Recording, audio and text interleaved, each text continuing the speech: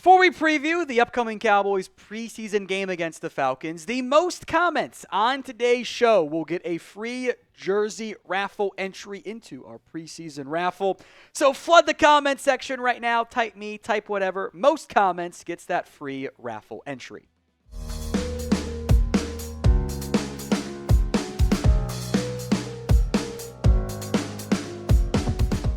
On today's show, looking at the top 10 players, plus kind of some bonus ones I'll verbally mention as we get ready for the Cowboys against the Falcons in the preseason finale, as Dallas at home against Atlanta, by the way, in this matchup.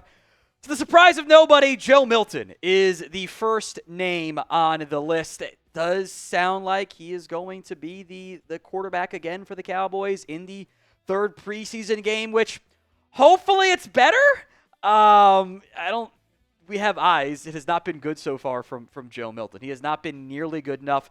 58.6% against the Rams, 50% against the Ravens. The yards per attempt went up, which is cool, but like the touchdowns disappeared. The one touchdown disappeared.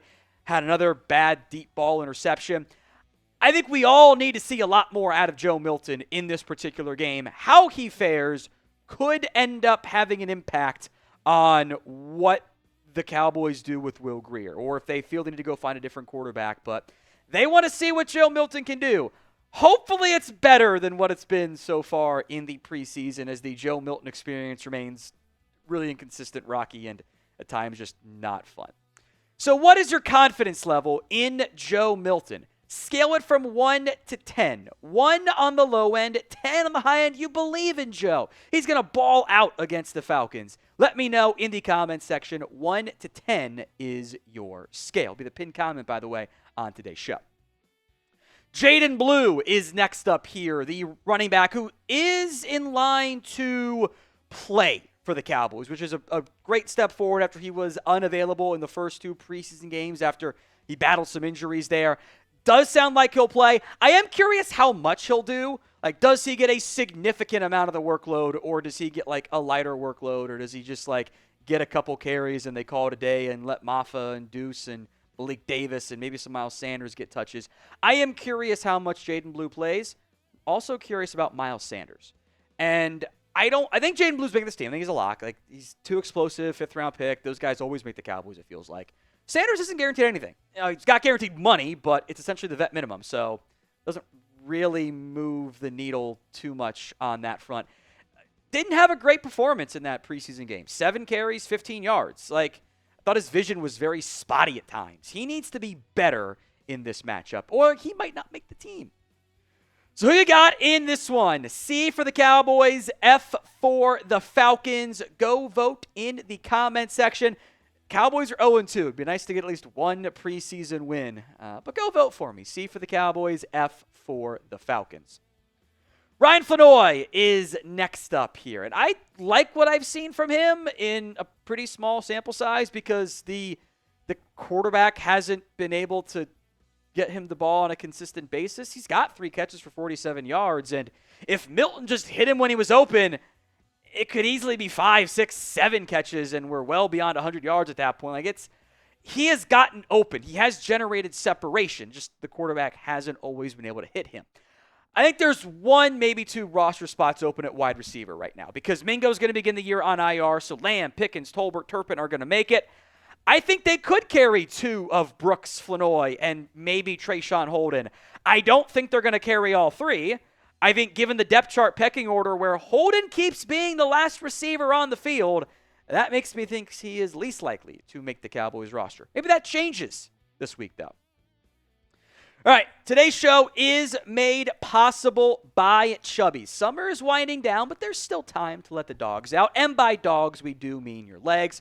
Before your pups get stuck in jeans and sweats this fall, set them free with the lined swim collection for Chubbies, or their original stretch shorts, because they can live on your legs. Pair the shorts with the performance polo, and you are good to go. From brunch, backyard party, the golf course, Chubbies has you covered, no matter what you're doing as summer begins to wind down. And depending on where you live, fall's got enough warm weather that you can definitely justify keeping the Chubbies out.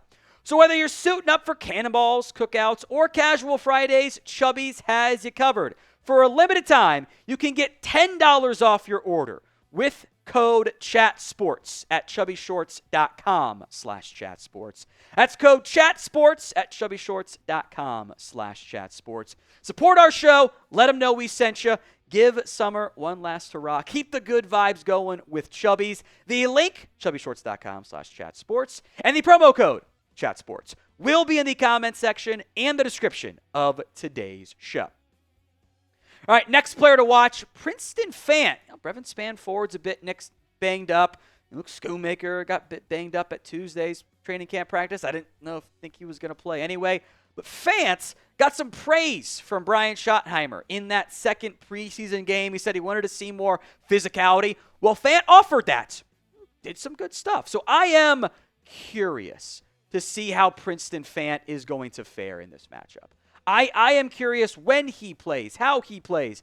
As kind of like an H-back, hybrid, impact player, can do some blocking, can do some catching. Like, what is he going to do to justify a rush block? Can he squeeze in as that fourth tight end? I feel like he's actually kind of caught John Stevens. Can he stack another big performance, draw the praise of Brian Schottenheimer, and make it as one of those last options for the Dallas Cowboys on the 53-man unit? Mazi Smith is next up here. And look, we all are thinking it. I need to see more. I still think he makes this team, but I am going to monitor like how much he plays, when he plays, etc. It's concerning when we're talking about, a third-year, first-round pick going, yeah, we need to see him do more in the preseason. Like, that's not good by any stretch of the imagination. So I am hopeful Mazi Smith takes a step forward, makes a play, isn't the last guy to fire off the ball every single snap. I think the Cowboys have kind of failed him to an extent in terms of like having him set up for success, but he hasn't done enough on his own either. So do you want Mazi Smith on the Cowboys roster? I still think he makes it. Y for yes, N for no. Go ahead and sound off for me in the comments section of today's show. Got my eye on Perion Winfrey. I think he's done some decent stuff in the first two preseason games, even though it is only 2 tackles that he's recorded. That's okay. He hasn't been overly involved so far. / the defensive line as a unit hasn't been great. But he's got some disruption. He's had some penetration. He's gotten some pressure as well. The path for him to be on the roster is kind of tough, but I think he's got a chance to do it. Now, it might come over Jay Toia, which is heartbreaks for me as a Fatty's Only founder, but I think he might fit what Eberflus wants to do. He's definitely on the bubble and fighting for a spot. The exact same thing is true of James Houston, who I don't know if he gets claimed, but he might go somewhere else and get a spot on a roster or a better path to playing time on the press. But he pretty much acknowledged the exact same thing in a conversation with media. Of your edge rushers who have played a decent amount in the preseason, not just a snap or two there, Houston's been your best guy. And Tyrus Sweet's done some good stuff too, by the way. 6 tackles, a couple QB hits as well. I don't love him against the run, which is an issue because that's how I feel about a lot of the edge rushers on this team. But Houston is pushing and trying to make this 53-man roster, so we'll see if it happens. Now, we will be live against the Falcons and, of course, for every single regular season game this year. So do not miss out. Hit that sub button, youtube.com/@CowboysTV for more free Cowboys YouTube videos. Let's go to linebacker Shemar James. I liked what I saw out of a lot of the linebackers. Jack Sanborn, Damone Clark.